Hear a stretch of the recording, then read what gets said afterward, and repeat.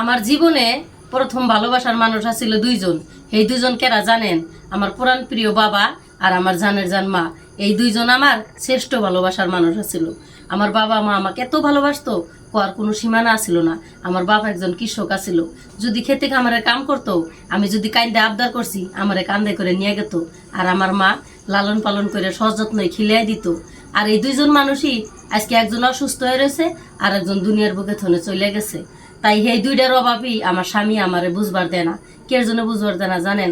আমার স্বামী কিন্তু আমার দ্বিতীয় ভালোবাসা, আমার জীবন। আমার স্বামী কোনো সময় বুঝবার দেয় না বাপ মায়ের অভাবটা বুঝবার দেয় না, কারণ সে জানে যে আর বাপ তো দুনিয়ার বুকে বাইসা নাই, মাও থাইকেও নাই, কারণ মা প্যারালাইসিস হয়ে ঘরে পড়ে রয়েছে। তাই আমার স্বামী কোনো সময় আঘাত দিয়ে আমার কথা হয় না, সবসময় যাতে আমার মনের মধ্যে কষ্ট না পায় সেটাই চেষ্টা করে। তাই আমার স্বামীর জন্য আমি দোয়া করি, আল্লাহ আমার যত আয় আছে হে আয়টুকু নাগলে আমার স্বামীরে তুমি দিয়ে দিও। আমি এটাই সবসময় দোয়া করি।